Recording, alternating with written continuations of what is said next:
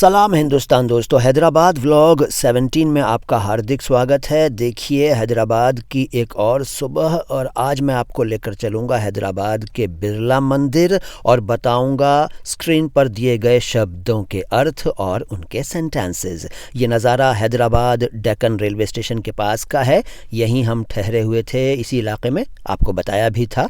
और Nampally metro station भी यहीं है। ये देखिए नामपल्ली का एंट्रेंस है और यहाँ भी दिल्ली की तरह कबूतरों को दाना खिलाया जा रहा है और इस तरह दाने को बेचने वाले लोग बैठे हुए हैं। तो ये सब नज़ारे देखते रहिए। हमने हायर की एक कैब तो नहीं कह सकते, एक बाइक, ठीक है, ओला उबर वगैरह से हम वहाँ घूमते थे और कभी कैब कर लिया करते थे, कभी ऑटो कर लिया करते थे, कभी सिटी बस में भी बैठ जाया करते थे। सब तरह के मज़े लिए वहाँ पर। तो चलेंगे बिरला मंदिर, लेकिन शब्दों में सबसे पहले आज शब्द है सदारत। सदारत सद्र शब्द से बना है और सदारत का अर्थ है अध्यक्षता।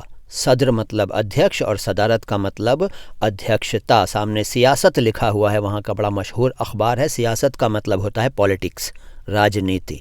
और सदारत को हम अध्यक्ष का कार्यालय भी कह सकते हैं, ऑफिस ऑफ प्रेसिडेंट, और प्रेसिडेंसी भी कह सकते हैं सदारत को। अच्छा, इसका एग्जाम्पल ये हो सकता है कि कल होने वाली मीटिंग की सदारत आप करेंगे, यानी कल जो मीटिंग होने वाली है उसकी अध्यक्षता आप करेंगे। इसके बाद अगला शब्द है फरामोश। फरामोश फारसी से उर्दू में आया और इसके कई अर्थ हैं। एक अर्थ तो है फरामोश करना, मतलब भुला देना, और इसका एग्जाम्पल ये हो सकता है कि तुमने तो हमें फरामोश कर दिया। और दूसरा अर्थ है भूला हुआ, और इसका एग्जाम्पल ये हो सकता है कि तुमने आज एक फरामोश कहानी सुना दी। इसके अलावा आपको बताना चाहूँगा कि फरामोश एक प्रत्यय भी है, सफिक्स, और इसको ऐसे समझिए कि आपने सुना होगा एहसान फरामोश, यानी कृतघ्न जो एहसान को भूल जाए। तो इसके लिए एग्जाम्पल ये हो सकता है कि तुम तो बड़े एहसान फरामोश निकले, या मैं एहसान फरामोश नहीं हूँ, ये भी हो सकता है। बहुत सारे सेंटेंसेस हो सकते हैं। अगला शब्द बताने से पहले आपको एक अपने साथ हुई अच्छी बात बताना चाहूँगा। मैं जिसकी बाइक पर जा रहा था बिरला मंदिर, तो वो लड़का बड़ा शरीफ था। जब हम पहुँच गए लोकेशन पर तो उसने कहा कि देखिए मेरी लोकेशन तो यहाँ ख़त्म हो गई, लेकिन यहाँ से आपको काफ़ी चलकर चढ़कर ऊपर जाना पड़ेगा। तो मैंने कहा भाई फिर क्या करूँ? बोला मैं ही आपको वहाँ छोड़ देता हूँ। ऐसा उसने खुद कहा और फिर उसने मुझे बिल्कुल मंदिर पर जाकर छोड़ा, बिरला मंदिर पर, यहाँ पर छोड़ा लाकर। तो ये एक अच्छी बात है, ऐसी बातें शेयर करनी चाहिए। अच्छा साहब, अगला शब्द है फसल बहार। फसल बहार अरबी के फसल और फ़ारसी के बहार शब्दों से बना है। फसल का मतलब होता है उपज, क्रॉप, पैदावार, और बहार का मतलब होता है वसंत ऋतु, स्प्रिंग सीज़न।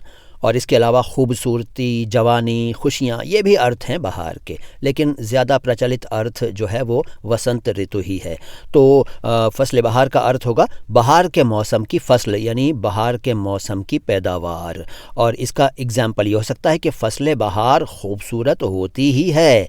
ये जो नज़ारे आप देख रहे हैं बिरला मंदिर के, यहाँ जब आप जाएंगे तो मैं आपको बताना चाहूँगा कि मंदिर के अंदर कैमरा, मोबाइल कुछ भी अलाउड नहीं है। आपको सब कुछ जमा करना पड़ेगा और वहाँ थोड़ा चढ़ना भी पड़ता है, ऊपर है वो, चढ़ना पड़ेगा आपको। तो अगर आपके साथ बुज़ुर्ग लोग जाएं वहाँ पर तो इस बात का ख्याल रखिएगा, अगर वो चढ़ सकें तभी उनको लेकर आप अंदर जा सकेंगे, मतलब ऊपर जा सकेंगे। वैसे ज़्यादा नहीं है, चले जाते हैं, चढ़ जाते हैं, सीढ़ियाँ हैं और बहुत खूबसूरत मंदिर बना हुआ है। मैं ऊपर गया, अंदर तक गया होकर आया।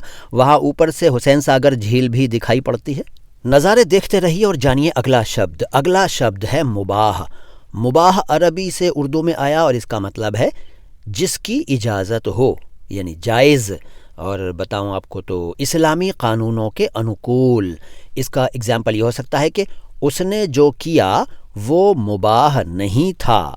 दोस्तों शब्द बहुत हैं मेरे पास, लेकिन आज इतना ही। वीडियो अच्छा लगा है तो लाइक कीजिए, चैनल को सब्सक्राइब नहीं किया है तो सब्सक्राइब कर लीजिए, और हमारे वीडियोस को दूसरों के साथ शेयर भी किया कीजिए अपने सभी सोशल मीडिया प्लेटफॉर्म्स पर। हमारे वीडियोस के और हमारी प्लेलिस्ट्स के लिंक्स लगा दीजिए, और कमेंट बॉक्स में कुछ ना कुछ ज़रूर लिखिए। मैं हूँ मुईन शम्सी। चैनल है उर्दू और हिंदी दोनों भाषाओं के शब्दों के शुद्ध उच्चारण को एक साथ समर्पित अपनी तरह का एकमात्र YouTube channel my Hindi my Urdu.